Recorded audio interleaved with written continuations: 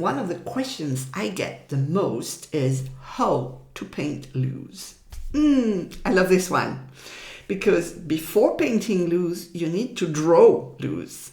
You cannot get one without the other. And there are several ways to do that. Today, I want to give you some tips that you can use to loosen your art.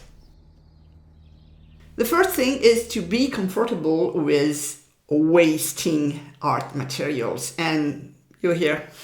It's not wasting, of course, you always learn something. But if you do that on a precious paper, a precious sketchbook, maybe you will refrain from using it because you don't want to waste this beautiful paper or to use this beautiful pen, pencil, whatever it is you're using.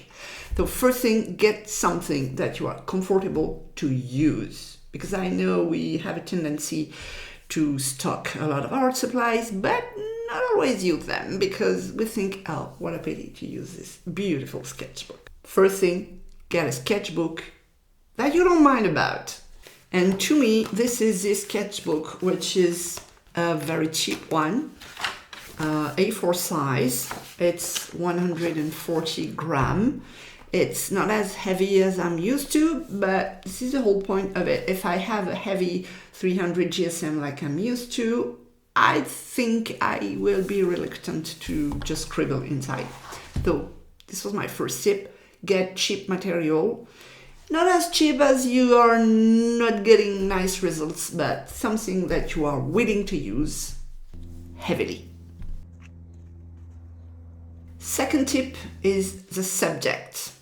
Yes, you can loosen everything, but if you want to work on loosening your art, I think it's interesting to get a subject and to go deep inside and draw it in different ways and take something easy. Well, I mean by that, you can loosen portraits and figure, but maybe this is not the best way to begin with.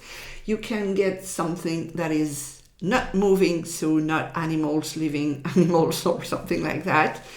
Something that you have easily on hand and with a lot of different items inside. And for me, it will be plants. Because this is what I have on hand. I have a garden. I'm lucky to have a garden. If you don't, maybe you have plants, house plants, and you can use them to make this exercise.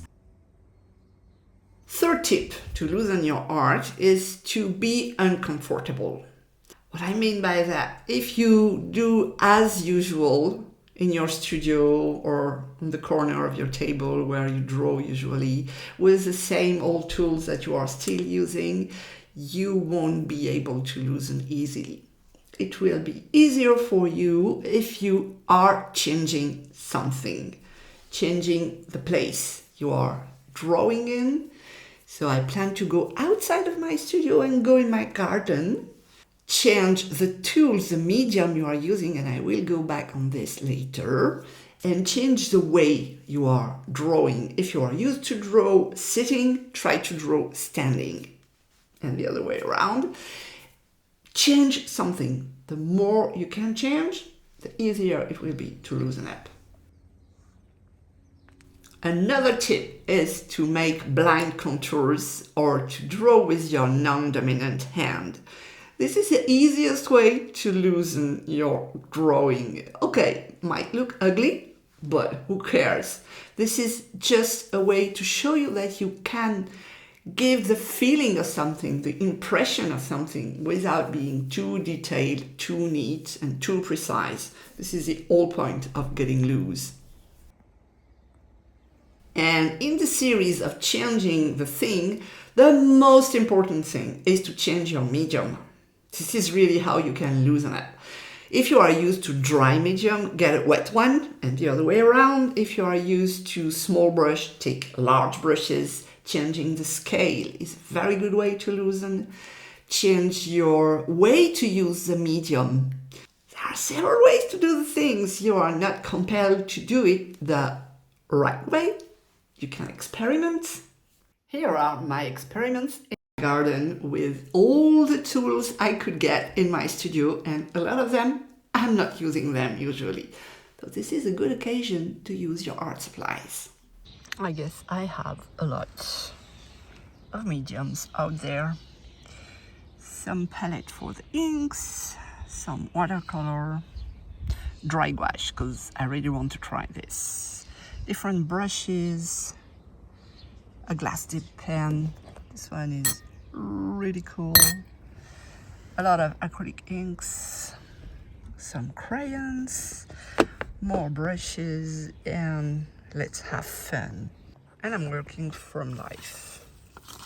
This is all I have in my garden. I have a lot of that. I have this tree, I don't know how it's called. It has purple leaves, and I've tried different techniques to do it, with leaf printing, with acrylic ink. This is colored pencil. This is dip pen. This is rubbing onto some stone behind. This is dip pen. This is negative. Very fun to do. Some gouache, some ink, watercolor, acrylic ink, splattering. This is stamping with an actual strawberry. Stamping with the leaves. I've made a setup in my garden with a little table, sketchbook that is clipped to some wood, and I want to paint this. Paint, draw, I don't know. Call it the way you want.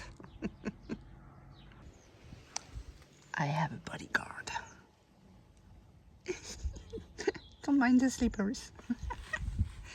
Yeah, he's still a bit weird. Hi. Ah, okay. You don't want to see that. The only problem is that it's sitting in the full sun and it's getting really soft. I'm afraid it will melt if I leave it too long in the sun. So I'd better find a place where I can have this in the shadow. I'm still trying to master this dry gouache palette, and I will use a water brush because yes, I could get a glass of water, but let's try with this first and maybe I will get water.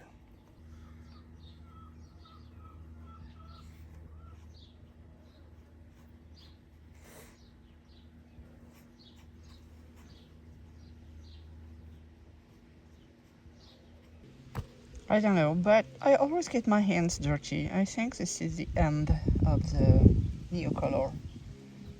It's so hot that it's melting in my hand, but nevertheless, I'm happy with the result.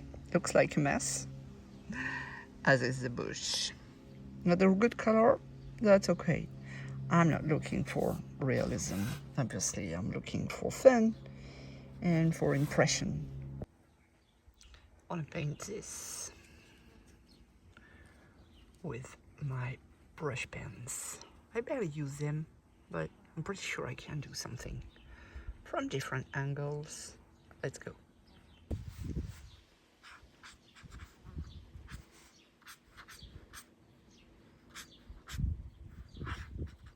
Today what I want is make a mess, because when you try new things, you will discover new things as well.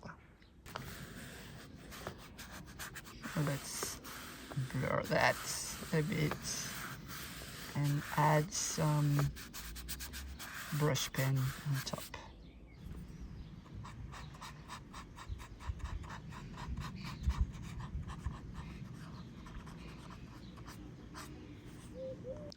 It's interesting when you add brush pen on top and water, it gives a weird consistency.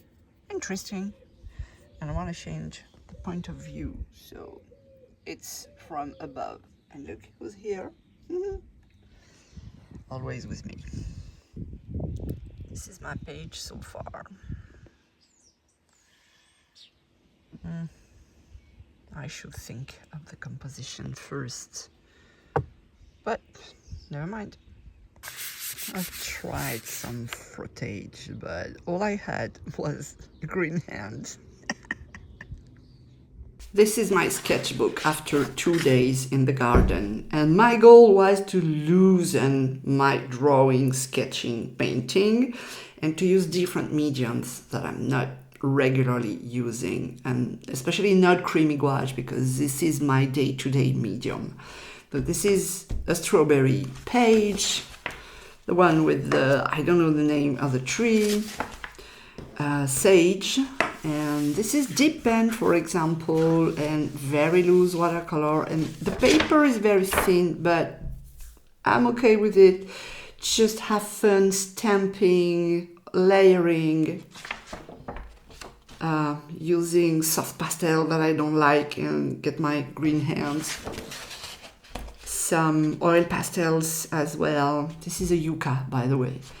And different ways to draw, from top, from below, with contour, blind contour, and a mess inside. Different, another blind contour and a bit of watercolor. This is the dry gouache. I'm getting to something with the dry gouache. And this one is completely messy, but this is the whole point. And I have learned a lot of things during these sessions, that you can add brush pen on top of pastels. Yes, it's clogging the nib, but who cares? Maybe I can get an interesting texture with the two together. And I also like the pen here, which is an ink brush pen, very, very cool color, Payne's gray. This, yes, I like the dip pen. I need to use the dip pen more. And stamping is also interesting. Frottage is cool. I love negative. Yes, I need to work more with that. And these are all tips that I will translate to my day-to-day practice with serious art. So which tip is your favorite? Let me know in comments. See you next week. Bye-bye. Au revoir. Oh, I'm crazy today. Never mind.